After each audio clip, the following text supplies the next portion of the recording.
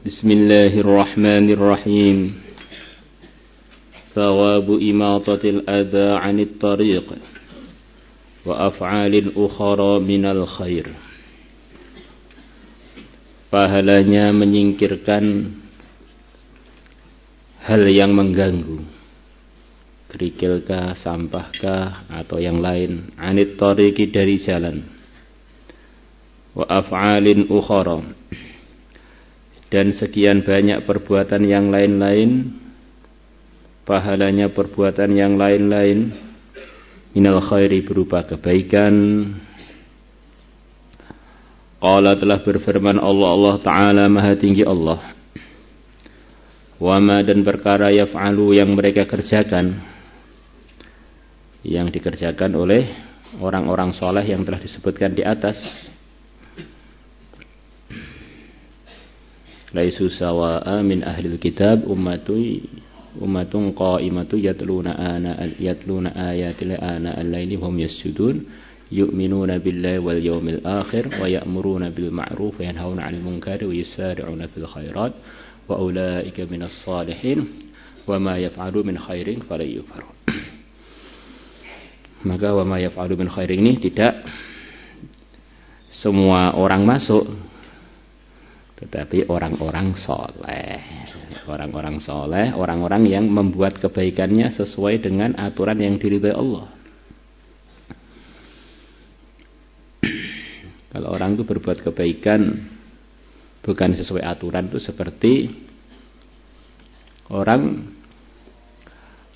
pengen nyuapi kita makanan, tetapi bukan melalui mulut kita, padahal kita sehat-sehat aja, malah disuapkan melalui hidung kita, melalui mata kita. Yang terjadi bukan baik, malah ganggu.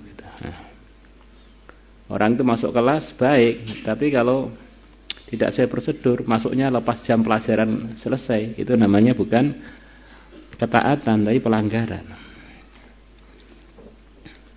Wa ma yaf'alu, dan apa yang mereka kerjakan, yang dikerjakan oleh orang-orang soleh tersebut, min khairin, berupa kebaikan, fala yukfaruh, maka sekali-kali mereka tidak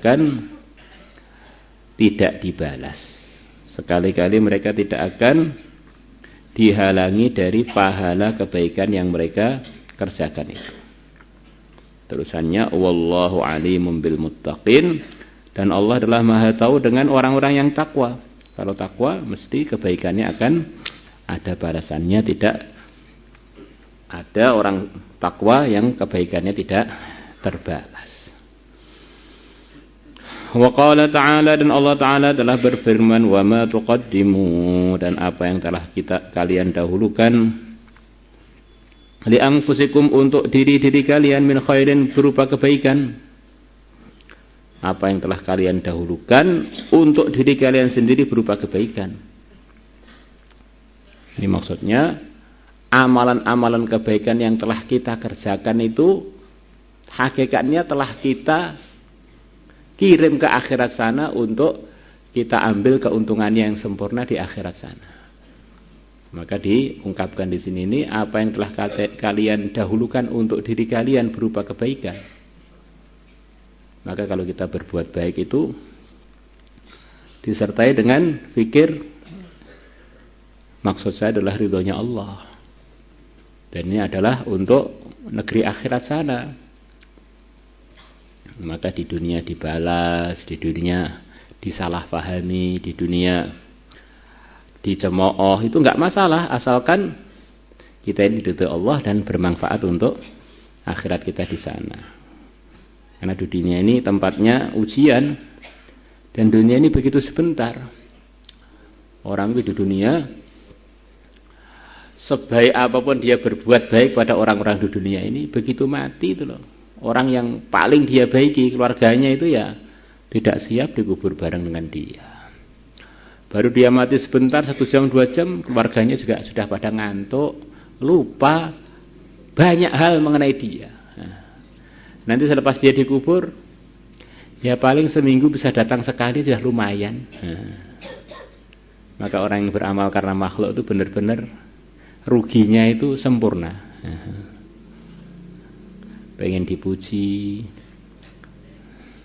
itu ruginya itu sempurna. Karena makhluk itu begitu itu, dengan orang yang tercinta pun ya, kekasihnya tercinta, istrinya tercinta mati itu ya paling 1-2 jam sudah ngantuk, 3 hari sudah pengen nikah lagi. Dan itu memang hikmahnya Allah. Kalau manusia itu malah nggak ada lupanya, itu repot. Orang pada merana di musibahnya masing-masing nanti. Malah nggak kerja, nggak makan, nggak minum, ngerepotin banyak orang lah.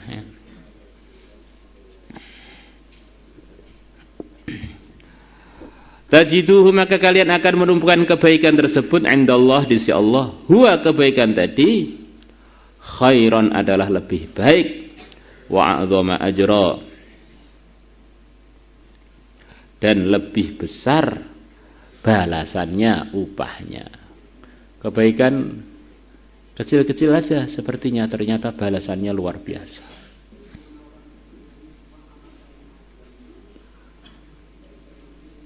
Ikhrajul kumamati minha muhuru huril ain, sabda Nabi kama jaa fil hadits.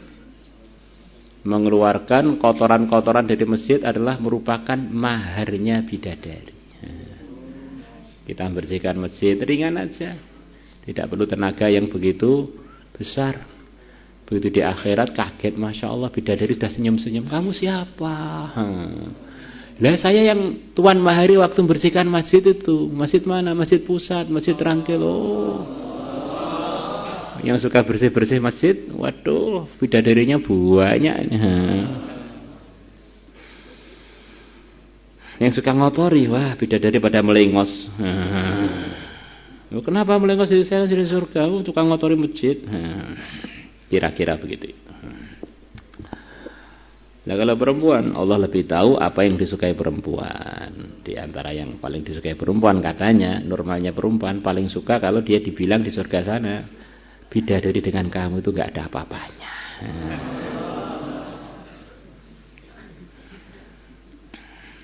Wa qala ta'ala, Allah Ta'ala telah berfirman, "Faman ya'mal mithqala dzarratin khairan yarah."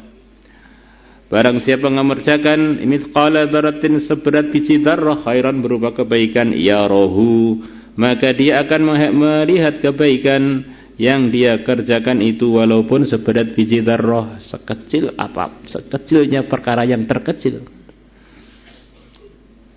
Sebaliknya begitu juga, wa may ya'mal, dan barang siapa mengerjakan mithqala dzarratin, seberat biji sawi, biji dzarrah, seberat atom, syarran, berupa keburukan, yarahu, maka dia akan melihat keburukan yang dia kerjakan tersebut, melihat balasannya.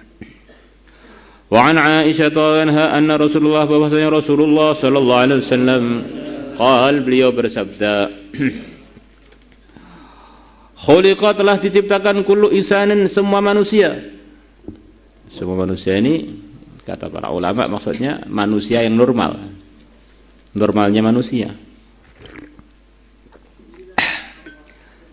Min bani Adam, dari cucu-cucunya Nabi Adam, ala 60 wa 300 mafsilin, atas 360 ruas atau persendian. Di persendian kita itu kalau dihitung mulai ujung kuku sampai kepala itu ada 360.